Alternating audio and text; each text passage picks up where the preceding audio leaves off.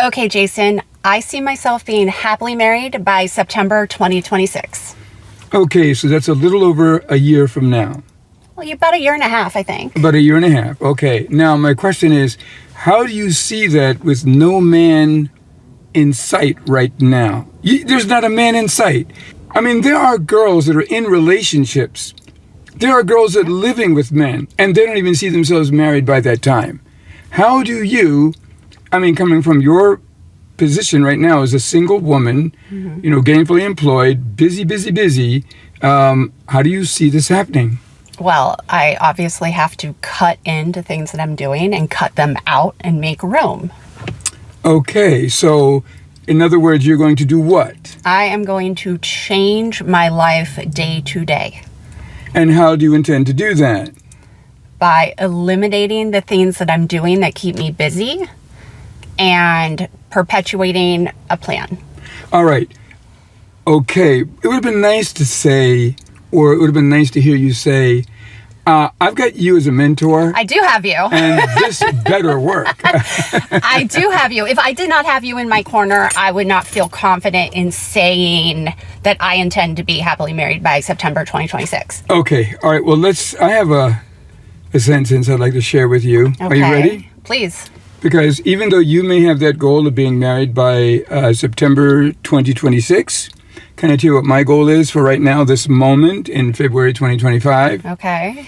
My goal is to prepare you for the basic steps that will outline your journey to marriage. Okay. Are you ready for that? Yes, please. Okay, so we're going to begin with step 1. And I need you to watch the clock and let me know when 10 minutes is up. Okay. May I?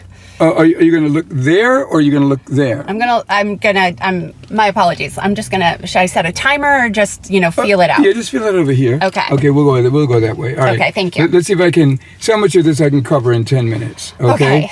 And then if I don't cover it all in 10 minutes, we'll add another 10 minutes. All right. Okay. Okay, so, all right. So step number 1. You said you want to begin by cutting things out. What really is step number 1? What do you think the first step is? To decide what to cut out? No. Okay. Your first step is to meet people. Oh, okay. You'll be cutting things out from here to kingdom come, and you won't have met a soul.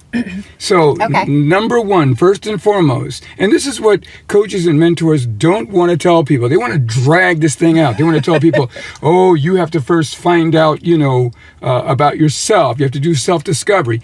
Anything that will line their pockets with your money and drag this thing out is what they want to do. I'm going to tell you the truth. You must meet people. Now, do you have a problem with that? I used to, but I don't now.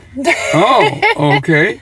Why did you used to? I would avoid talking to strangers.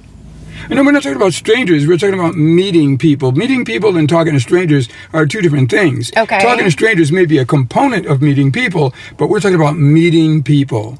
Okay. Now, when you meet people at a party, were you still hesitant and reluctant? Was this everywhere you encountered people? Without an introduction, yes, I would be reluctant to talk to people. Okay, I got you. Now, the whole thing makes sense to me. It makes sense to me now. Okay. So now let's make sure we're on the same page about what it means to meet someone. Okay. What do you think that means? To meet someone? Yes. What does that mean to meet someone? To exchange pleasantries and names and learn a little bit about them. Okay, that's working your way between meeting someone and an acquaintance. Okay. You're moving into 1.5 to step 2. Oh. We're going to stay on step 1. What does it mean to meet people? It means to make contact. Okay. That's it. It's nothing complicated about that. You must make contact. You must have an encounter with someone. You can meet someone without saying a word. You can bump right into them by accident and say, oh, or don't say nothing. The other person would say, oh, excuse me, I'm so sorry, it's my fault. And then the conversation kicks in. Okay. So meeting people is just having an encounter, which basically means, as I sit in this automobile with you, outside this coffee shop. I'll see, seems like it's mostly ladies leaving this coffee shop with coffee. If I wanted to meet them, all I need to do is have an encounter with them. I don't need to know their name. Okay. I don't need, that's moving toward acquaintance, the acquaintance platform, or number 2. Okay. So I would say, excuse me, 1 second, please. Where did you buy your coffee? Now, I know they bought it right over there, Okay. but I could still say that because I could still be blind because the trees are blocking the sign. Okay. Where did you buy your coffee? Oh, right over there. Is that the first time you bought the coffee there? How does it taste? Which brand did you buy out of curiosity? Oh, really? Was it expensive? Would you go there again? What is this compared to Starbucks? I don't mean to keep you here all day, but I'm going in there based on your recommendation, and if it's not good, I got your plate number. No, Whoa. I would just say all that. But you see what I'm saying? Yeah. It's about meeting people. It's about having an encounter. So why is meeting people number 1? Because without meeting people, I'm not going to have a candidate.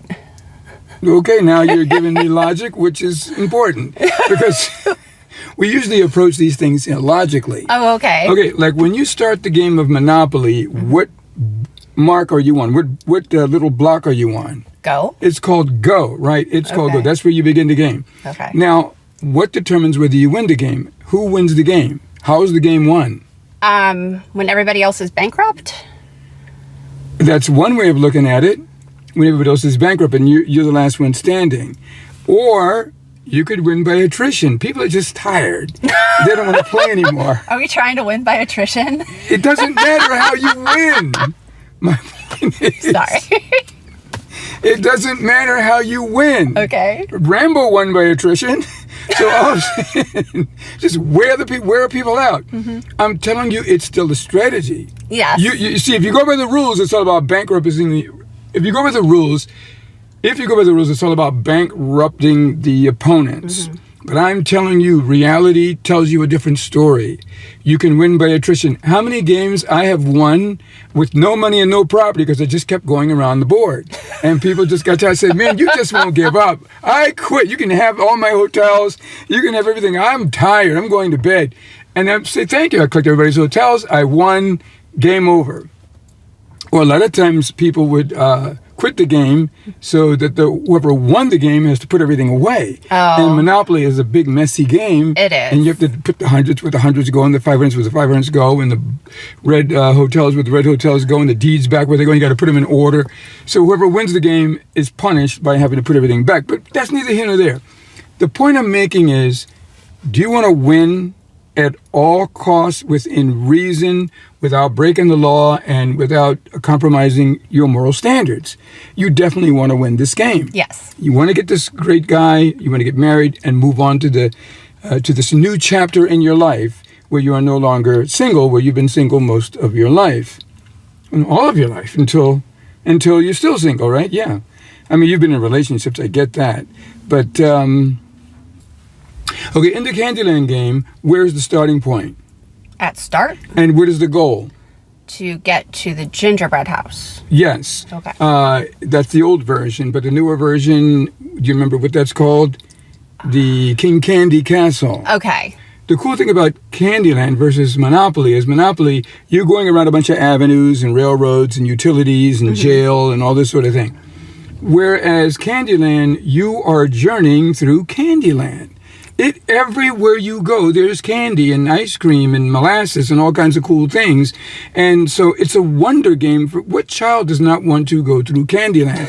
So what you want to do is you can approach this like Monopoly and win by attrition and go all around up and down the avenues and so forth. Or you can approach this like a Candyland game and see everything in terms of flavors and colors and taste and wonder and goodness and all this sort of thing. Because if you look at it that way, it could be a lot more fun for you. It sounds more fun. Because I've never, ever, ever played a game of Candyland where people got tired of playing. It has a starting point and it's an ending point. What's so cool about Candyland is you can be illiterate and play the game. You don't have to know how to count to play the game. Just follow the colors and pay attention to the shortcuts. Because you open the shortcuts, right? Yes. Like there's a shortcut through Rainbow Forest, and then there's a shortcut through, I think, Peanut Brittle trees or something in the older game. I don't remember the newer games. But you get to slide on the rainbow, and there's all kinds of cool things. And also in Candyland, you have the hearts. Have you seen those in Candyland? You may remember when you first start out, you see those beautiful hearts. So it's a game where you can even think about romance as you're wandering through the wonderful land of Candyland, sweets and cupcakes and chocolates and all kinds of good things. All right, enough of that. Okay, so let me ask you this question. And so you do agree with step number 1, you've got to meet people. Yes, I have got to meet people. There's no way around it. And meeting people is the start of your potential of arriving into this new relationship. That's your starting point. Okay. So what's so cool about going after a husband from being single and not having a man on the horizon is that your starting point is anytime you want it. Oh. Because there's men all over the place. Yes. Anytime you want to, you can start the game. Great. And see now, keep in mind though, in Candyland, you don't choose the blocks to advance. You have to pull a card and you follow what that block tells you. So with that in mind, when you go to a coffee shop, if you see any man that you can be friendly to, that's your card. You're not allowed to say, I don't want this card, I'm going to put it back. No, you've got to accept the card and you've got to move. Say, but this guy's not No, it's not about that. This is a game we're playing. So you turn the card over, it's Mr. Unattractive. You treat that Mr. Unattractive with respect and make him feel like, he's somebody worth saying hello to. Because that's not the one. That's what moves you forward. So you pick another card and you go, okay, this is attractive because I get to go to Sweetheart Land. Beautiful. Then you go to Sweetheart Land. But guess what? That's not the end of the game because your goal is to get to the gingerbread house. So you're there temporarily. Now you got to pick another card and get out of there. And move on to the next one and the next one and the next one until you get to the gingerbread house, until you get to King Castles. Until you get to King Candy's castle. Are you with me on this illustration, on this metaphor? Yeah, I like the Candyland metaphor. Good. So, there's a guy right there. Now, if you had an opportunity to say hi to him, you do it. Now, if he's on his phone and not interested in showing that he doesn't care, there's not much you can do.